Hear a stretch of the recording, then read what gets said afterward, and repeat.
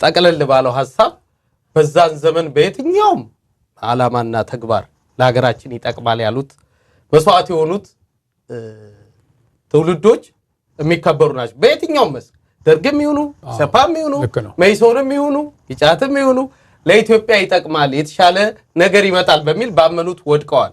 ከዚህ ጎን ለጎን ግን ጋሽ ሞላም ለማንሳት ሞክሯል። የነበረው ሂደት ምን ያሳያል የሚለው ነገር በደንብ ማየት ያስፈልጋል ብዬ አስባለሁ። ጥቆማ ለመስጠት ነው። ለምሳሌ መይሶን በስልታዊ መንገድ ከደርግ ጋር ወግኖ መስራት ጀምሯል። ቅድም ያነሱት ተራማጅ መጽሐፍት ቤት በናይሌ ፊዳ አቋቋሚነት ነው በደንብ ስራ ላይ የዋለው።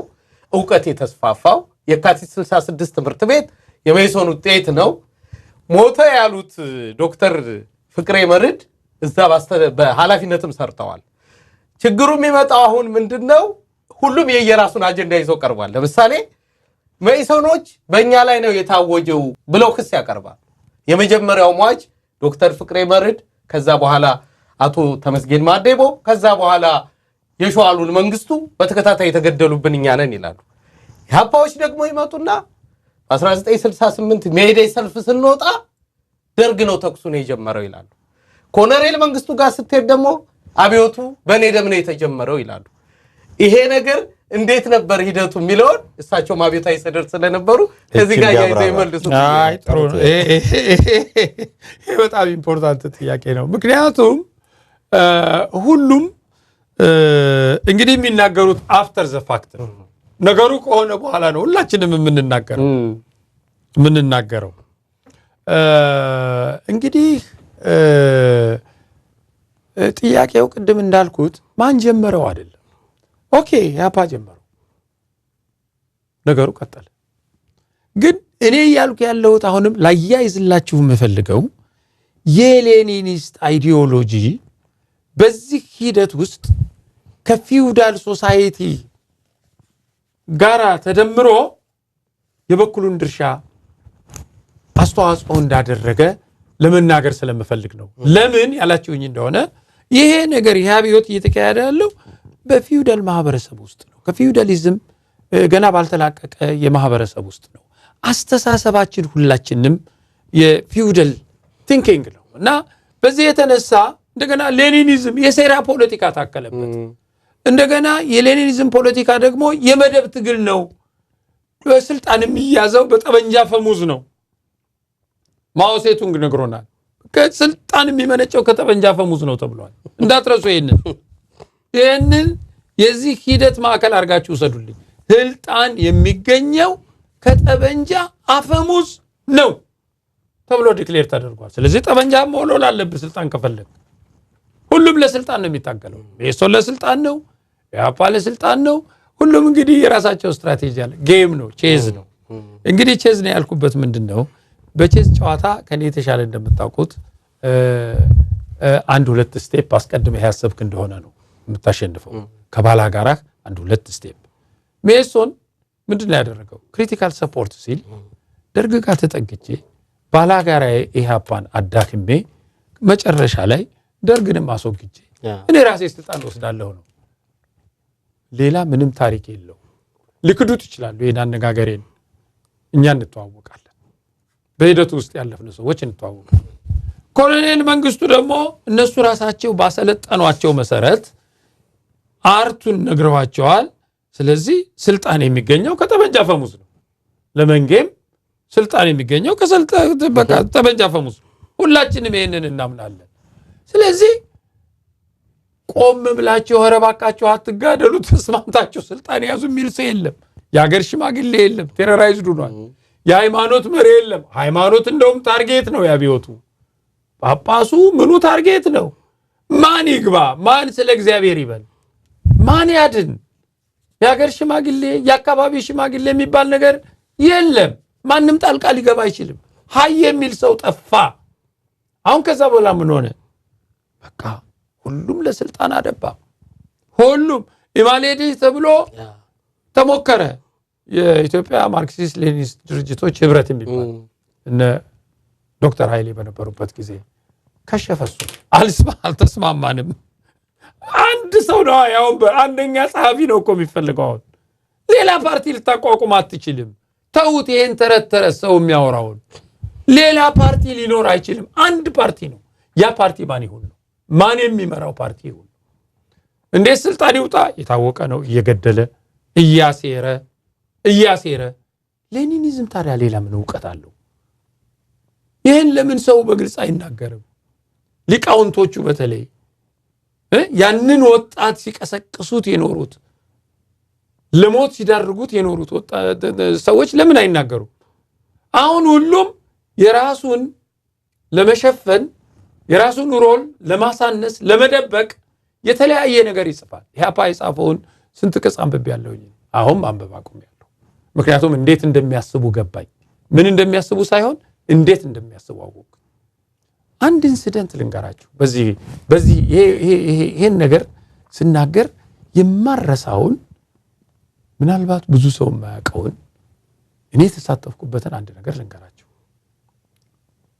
እኔ ስማቸውን አልጠራም አለቆቼ ቅዳሜ ይሁን እሑድ ቀን ነው ስራ አልነበረኝም ተጠራው ትፈልጋለህ ተባልኩ እሺ አልኩ አሰሳ አለ ተባለ ቁልፍ ነገር አለ ተባለ ምንድነው ኦኬ ኮሎኔል ገሌ ከኮሎኔል ገዜ ከደህንነት አንተ ደግሞ ከፖለቲካ መምሪያ ትሄዳላችሁ የት አንድ ቁልፍ የኢህአፓ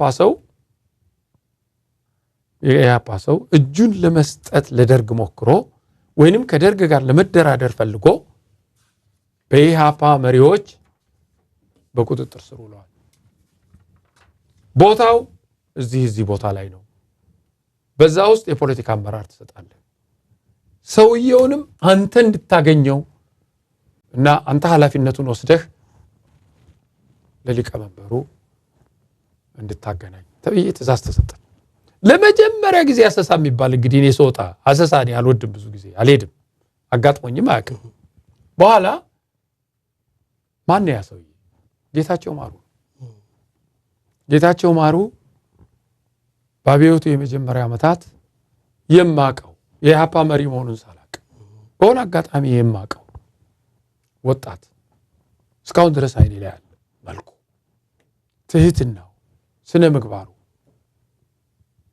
መናገርና ማስረዳት የሚፈልገውን ነገር የሚያስረዳበት ትህትና ማነር እስካሁን ድረስ አለ ሜሞሪ ውስጥ አለ እዚህ ውስጥ አለ ብዙ ሰው አላስታውስም ብዙ ነገር አላስታውስም እሱን ለዘላለም አረሳው ያ ሰው ዶክመንት ጽፏል ያው ለይሄንን አንብብ ባላለው ይሰጠኛል አነበብኩ አጭር ነገር ነው ያለው ጌታቸው ማሩ ይሄ የምንሄድበት መንገድ ትክክል አይደለም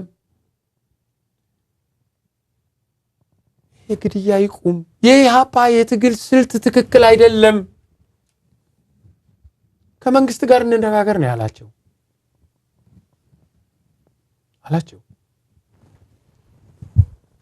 ያ ዶክመንት አለኝ ተሰጥቶኛል እኔ የሚል ሰው ማዳን አለብን እሱን ከያዝን ምን እናድናለን ብዬ ያሰብኩኝ እኔ ማአት ወጣት እናድናለን ማአት ወጣት ይድናል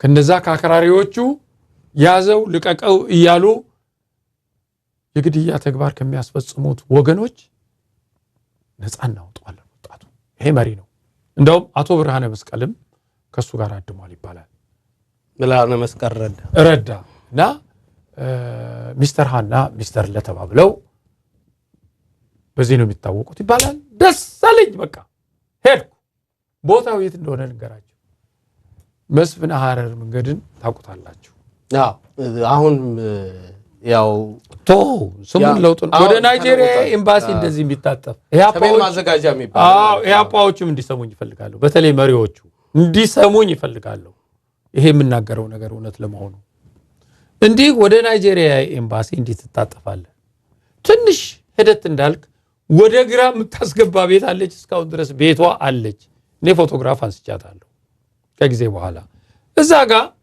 ገባ ብለህ የተመረጠችው ስትራቴጂካል ቦታ ጭቃ ቤት ነች እዛ ውስጥ ጌታቸው መታሰሩን ነው እንግዲህ የደረሰን መረጃ ሄድን የክብር ዘበኛ ሰራዊትን በዚህ በአስፋልቱ በኩል በናይጄሪያ ኤምባሲ በኩል በምን በኩል አስከብበናል። በስኳድ እየተጠበቀ ነው ተብለናል። ሳይገሉት እንድረስ ነው። ገባን። ስንገባ የሙዝ ልጣጭ የብርቱካን ልጣጭ ብቻ እናገኛለን። ወስደውታል ተባብለን ተስፋ ቆርጠን ሁለቱ ኮሎኔሎች አንዱ ሙተዋል፣ አንዱ በህይወት አሉ። ስማቸውን አላነሳም። እሳቸውን እንደውም አንዳንድ ቦታ ሳገኛቸው እንዴ ጌታዬ ያን ነገር እኮ እንደው ሳንፈለግ አንቀርም ለምስክርነት እላቸዋል። አንተ ሞላ አርፈ ተቀመጥ ነግሬያለሁ ይሉኛል። እንቀላለዳለን ማለት ነው በሁኔታው እና ከዛ በኋላ የመሐንዲስ አለ ከፊት ለፊታችን የሚሄድ ፈንጅ መርማሪ እና የፈንጅ መርማሪ እንዲህ እያለ ይሄዳል። በኋላ በቃ የለም ይዘውት ሄደዋል ብለን ስንወጣ ክብር ዘበኛ ነው ይሄ መሐንዲሱ ያቀኛል። ጓድ ሞላ አለኝ። አንድ ዶንያ እኔ ልባል አልኩትም እንጂ አንድ ዶንያ እዛ ጋር ቁጭ ብሏል። ከሰል ላይ መሰለኝ ከሰል አለ አይደል እንደዚህ ታስሮ በገመድ ከሰል እና ያንን ልፈትሽ አትልም። አሁን እሱ ኪዩሪዮሲቲ ይዘውና እንዲህ በፈንጂ መመርመሪያ እንዲህ ሲመታው ጭንቅላቱን ይመታዋል። ኧረ ሰው ነው ጓድ ሞላ ኧረ ሰው ነው ይለኛል። የምን ሰው እዚህ ዶንያ ውስጥ እንደዚህ አይደረግም። ሄድን። ያ ገመድ ተፈታ። እንዲች ብሎ እዛ ውስጥ የቀበሌ መታወቂያ ወረቀት በሌላ ሰው ስም እላዩ ላይ ጥለው አሲድ ነስንሰውበት ነው የሄዱት። አሲድ። ከዛ በኋላ አንጀቴ ቆረጠ። እስካሁን ድረስ ኢህአፓ በሚባል የፖለቲካ አስተሳሰብ ግለሰቦቹ ጋር ችግር የለም። የፖለቲካ አስተሳሰቡን ግን እጠየፋለሁ። ስለ ዲሞክራሲ እየሰበክ የኢትዮጵያን ወጣት ና ላቢዮት እያልክ ከታንክ ጋር በፊሻሌ ሽጉጥ እያጋደልክ ብዙ ወጣት ማስጨረስህ ሳያንስህ የገዛ መሪውን ያን ጉብል ያን ሃንድሰም ጌታቸው ማሩን ገለው አሲድ አፍሰው የውሸት የቀበሌ መታወቂያ ወረቀት እላዩ ላይ ጥለው ነው እንግዲህ ለዲሞክራሲ ይታገላለሁ የሚሉኝ። እኔ ሞላ ዘገየ ይሄን አልቀበልም በፍጹም እስከ ዛሬ ድረስ። ቅድም ያሉት አንድ ነገር ነበረ። ምናልባት በዘመኑ እንግዲህ አሳዛኝ ብዙ ታሪኮች አሉት። አንዱ ይሄ ነው። ግን የሚደረገው ትግል በአጠቃላይ ዋናውና ፍሬው ነገር ስልጣን የሚገኘው ከመሳሪያ አፈሙዝ ነው የሚለውን መርህ እና ሀዲድ የተከተለ ነው። ስለዚህ መገዳደል እዛም እዚህም ነው የሚነሳው። ኢህአፓ በዚህ መንገድ ተራምዶ ወይ መይሶን በዚያኛው መንገድ ተራምዶ የመንግስትን ስልጣን በያዙት በኩል እናንተ ደግሞ ሰደድን መሰረታችሁ።